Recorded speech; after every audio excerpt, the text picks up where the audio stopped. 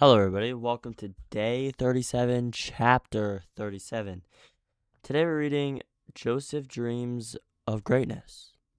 Now, Jacob dwelt in the land where his father was a stranger, in the land of Canaan. This is the history of Jacob. Joseph, being 17 years old, was feeding the flock with his brothers, and the lad was with the sons of Bela and the sons of Zilpah, his father's wives. And Joseph brought a bad report of them to his father. Now Israel loved Joseph more than all his children, because he was the son of his old age. Also, he made a tunic of many colors. But when his brothers saw that their father loved him more than all his brothers, they hated him and could not speak peaceably to him. Now Joseph had a dream, and he told it to his brothers, and they hated him even more. So he said to them, "Please hear the dream which I have dreamed. There we were, binding sheaves in the field. Then, behold, my sheaf arose and also stood upright. And indeed, your sheaves stood all around and bowed down to my sheaf." And his brothers said to him, "Shall you indeed reign over us? Or shall you indeed have dominion over us?" So they hated him even more for his dreams and for his words. Then he dreamed still another dream, and told it to his brothers, and said, "Look, I have dreamed another dream, and this time the sun, the moon, and the 11 stars bowed down to me." So he told it to his father and his brothers, and his father rebuked him and said to him, "What is this dream that you have dreamed? Shall your mother and I and your brothers indeed come to bow down to the earth before you?" And his brothers envied him, but his father kept the matter in mind. Joseph sold by his brothers. Then his brothers went to feed their father's flock in the Shechem. And Israel said to Joseph, "Are not your brothers feeding the flock in Shechem? Come, I will send you to them." So he said to him, "Here I am." Then he said to him, "Please go and see if it is well with your brothers and well with the flocks, and bring back word to me." So he sent him out of the valley of Hebron, and he went to Shechem. Now a certain man found him, and there he was, wandering in the field. And the man asked him, saying, "What are you seeking?" So he said, "I am seeking my brothers. Please tell me where they are feeding the flocks." And the man said, "They have departed from here, for I heard them say, 'Let us go to Dothan.'" So Joseph went after his brothers and found them in Dothan. Now when they saw him afar off, even before he came near them, they conspired against him to kill him. Then they said to one another, "Look, this dreamer is coming. Come, therefore, let us now kill him and cast him into some pit, and we shall slay some wild beast has devoured him. We shall see what will become of his dreams." But Reuben heard it, and he delivered him out of their hands, and said, "Let us not kill them." And Reuben said to them, "Shed no blood, but cast him into this pit, which is in the wilderness, and do not lay a hand on him, that he might deliver him out of their hands, and bring back to his father." So it came to pass, when Joseph had come to his brothers, that they stripped Joseph of his tunic, the tunic of many colors that was on him. Then they took him and cast him into a pit. And the pit was empty, there was no water in it, and they sat down to eat a meal.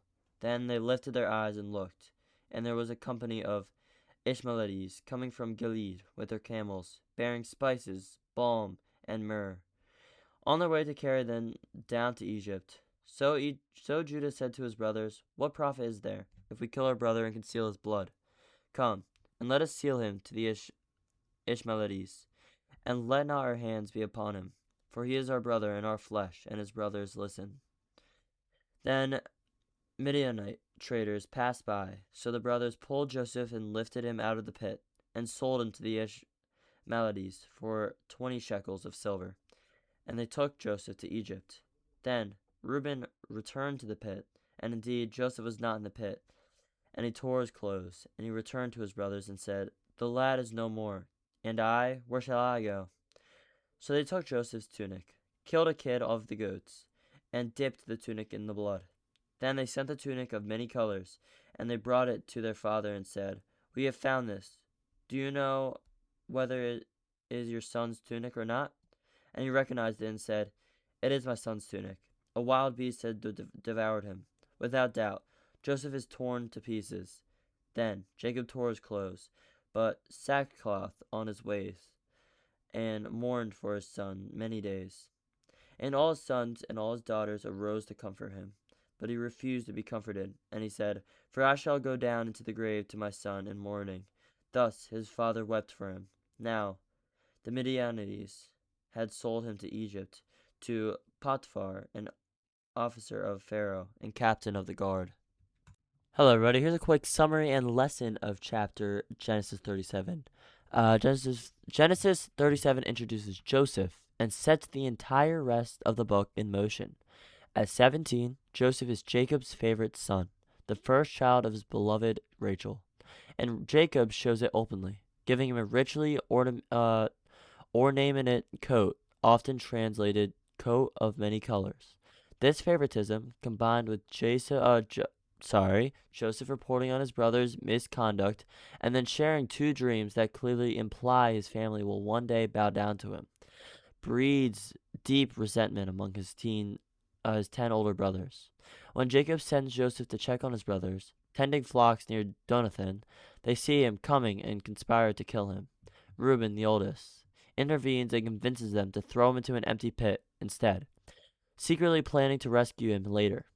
While Reuben is away, Judah proposes selling Joseph to a caravan of Ishmaelites and Midianites traders instead of killing him outright, and the brothers agree, selling him for 20 pieces of silver.